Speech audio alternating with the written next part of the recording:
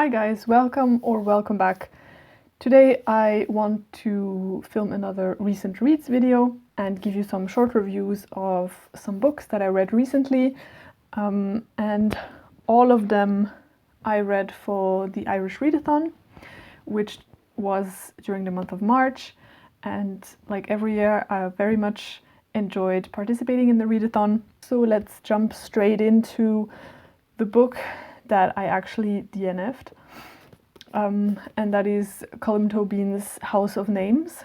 This is based on a Greek myth, and it's kind of a retelling of, well, one part of the Trojan War involving Clytemnestra, and it's a bit around what's going on through her head as her daughter is sent essentially to be slaughtered as a sacrifice, because basically it's been told that if her father does that, he will get a heads on in the war.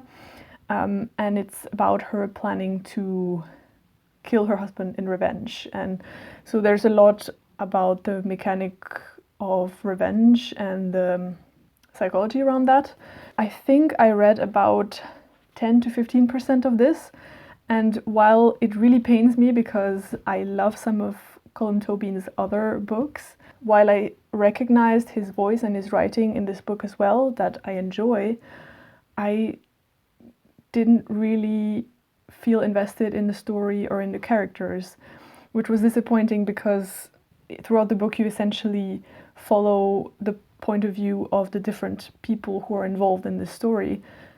And I just got bored at the 10 to 15% mark and didn't care about the people and their story anymore. So that's a bit of a dud. I know that this isn't one of Colm Tóibín's most acclaimed works, but I think, it wasn't worth my time if I felt bored by it. So yeah, that was that one. Then I jumped into this little, sorry, it's very shiny, this little collection of fairy tales that were collected by W.B. Yeats. And this one was a hit or miss as well. I personally love the whole idea of fairies and the role that they play in culture and in beliefs, in history and still today in Ireland and in other Celtic cultures. So I was hoping to get more into an insight about the fairies and the fairy realm, but honestly I don't know if it's about how Yeats writes, or how he adapted these tales that he collected from people who told them to him orally, or if it was just the stories themselves. But I could really count on one hand the stories that kind of stayed with me and that I still remember. A lot of them were a bit forgettable, which was a shame. But there are a few that I kind of wrote down somewhere for me to revisit at some point because I did find them interesting, especially the ones surrounding giants, which I did not expect, so that was really fun. So yeah, I'm genuinely still happy that I got to this collection at last. And yeah, the few stories that I enjoyed will probably still stay with me. Next, I listened to the audio of The Country Girls by Edna O'Brien, and this is basically a coming-of-age story of a young girl called Kathleen Brady, and we also follow her friend slash frenemy, Baba, and they grow up in this very small town in the Irish countryside, and it follows them as they are able to get an education with nuns and how gradually they grow up and eventually move to the city, and how this impacts their friendship and their lives in general. This is quite a short book, and I was a bit surprised at how heavily it focused on the younger years of these girls, until I found out that there is actually a trilogy of books, and we continue following them in these other books as they grow gradually older. So that kind of made sense, but I didn't know that going into the book.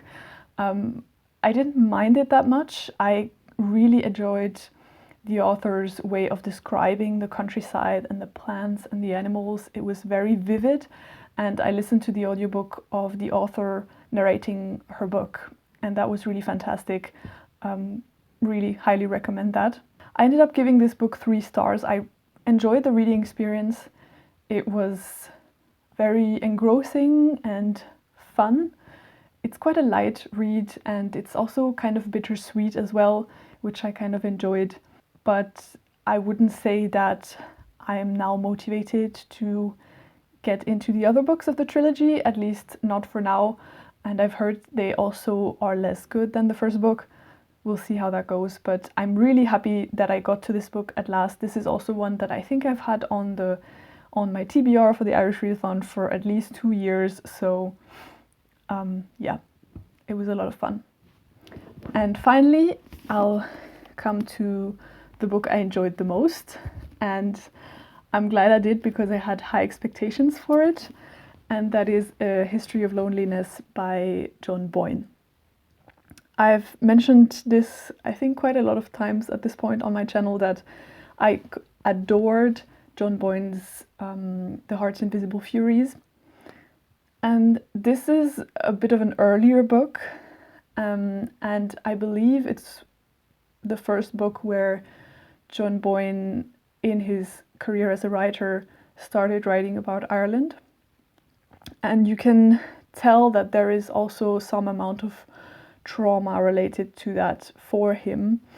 And this book is really an ambitious and important one because it tackles the position of the Catholic Church in Ireland and some of the very problematic things that happened under the supervision of the Church, or was covered up by the Church. And among these things is the mishandling of young boys in Catholic institutions. This follows a priest, Father Odran Yeats, and throughout the book we jump back and forth in time and get some snippets of how he became a priest, the role that the Catholic Church played in his life as a young boy already, how he came to be a priest and what this involved, and kind of him slowly beginning to see the things happening under the surface that were not okay, and starting to see how these things got covered up by people who were essentially his superiors within the church hierarchy. And it's also coming to terms with what his faith is to him, and seeing that not all of its incarnations are good things, are positive, and are good for other human beings, and how destructive institutionalized religion can be.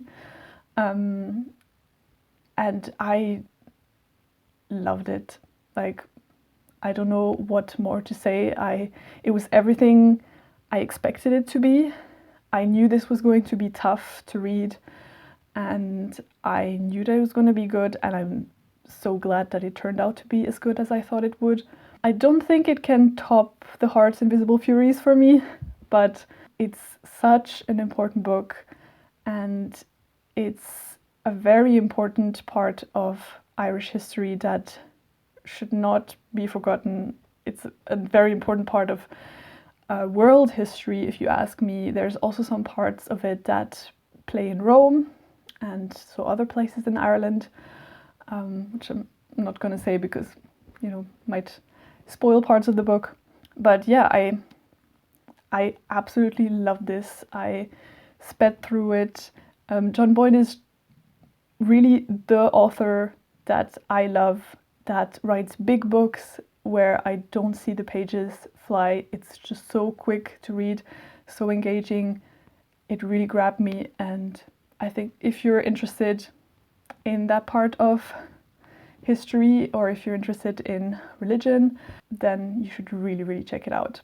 Alright guys, these were the books that I ended up reading or trying to read for the Irish Readathon. I'm a bit behind on filming these days, so I'm a bit late with this wrap up as well. I've already watched some other ones from people participating in the Readathon, but do let me know if you did participate and what you read, and if you have any recommendations, if there were any highlights that you would recommend others to read. Let me and other people know in the comments down below. And yeah, I hope in the meantime that you're reading great books, and I'll see you in my next one. Bye!